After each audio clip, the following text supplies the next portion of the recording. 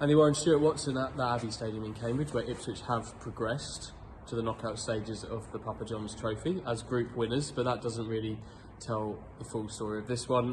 This game's going to be remembered for a very early red card for Kyle Edwards, which changed it from that point onwards. Changed a lot, I think. I think it changed the way that Ipswich used this game, and it changed the way that Ipswich played this game, but thankfully it didn't change their progress to the next round. So early red card, Kyle Edwards, two bookings, one more controversial than the other, but ultimately it caused a situation which was far from ideal for Town. Yeah, Ipswich just started really well on the front foot, looking good, dominating the game, and then Kyle Edwards dinks the ball over the head of someone in the box, stretches for it, high foot, yellow card.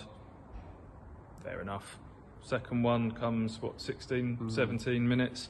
Far more controversial, that one. Looks to burst past his man down the left-hand side of the box, goes down, and the referee gives him very quick to blow and give him a second yellow card for an alleged dive, which, for me, looking back at it, it was one that I'm not sure it was a penalty. It's one of these ones where the guy stepped across him. I think there was enough contact, but he's kind of collapsed his heels a little bit. Common sense there would have just been, don't give anything, let the game play on. Didn't need to make a decision. No one was calling for him to make a decision, but he seemed very keen to blow and give that second yellow card, and that changed the whole dynamic of the game. Yeah, that was the thing. I think with how quickly he blew up for that, he'd almost pushed himself into making a decision, maybe before even realising who it was. Not that should necessarily affect it, but I think he'd made his mind up incredibly quickly, and as a ref, you're not going to change your mind, I don't think. I think you're going to go with what you've got, and very, very harsh. And that changed everything for Ipswich, really, didn't it? Yeah, changed the plans, didn't it, of Kieran McKenna, who'd... Could you please locate the stadium now, as the lights will be turned off in a few minutes. Thank you. There we go. Should we try and power on? Yeah. Right, okay. Yeah, they're trying to kick us out. We will not be moved. We will finish talking about this game. Right, real shame we'll zip through it. Real shame for Kyle Edwards, who was obviously, has had some real impacts either as a starter or off the bench recently. Denied his chance to do that. Changed the dynamic of the Ipswich team, who had gone really strong. Kieran McKenna for this game, despite the fact it was a virtual dead rubber.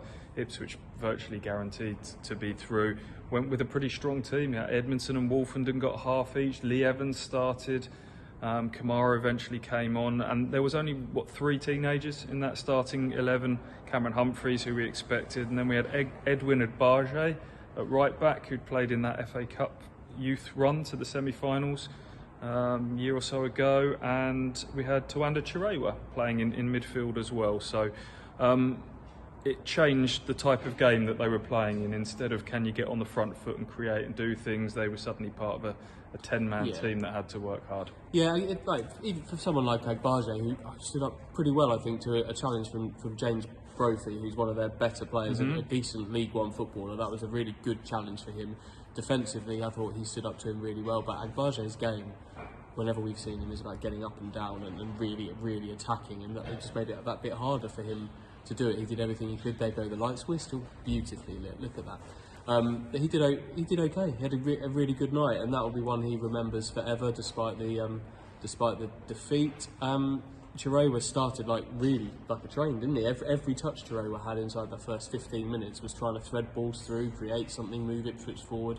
But that was when he was playing centrally as a number 10 and could drift a little bit more and do that little bit more. But down to 10 men, he's then being asked to be a bit more structured, a bit more rigid, and that changes his night as well. So frustrating for but in a way, I think he'll get a bit more out of that, because he's not known for his work rate. I think people who see him in the 21s know that he's got that ability to turn, to roll people, to thread passes, to score goals.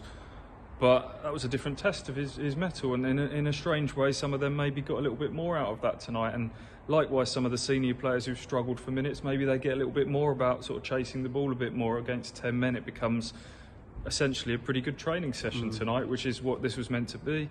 Kamara, it's not ideal for him to come on after only having 2 or 3 training sessions after coming back for an injury and sort of chasing the ball a bit in that second half, but he'll be better for that.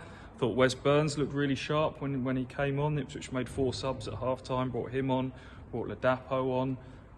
So some good minutes in the legs, hopefully no injuries off the back of this, and hopefully it sets them up rather nicely for a rather different game of football on Friday night at home against Derby County. Yeah, change of pace there.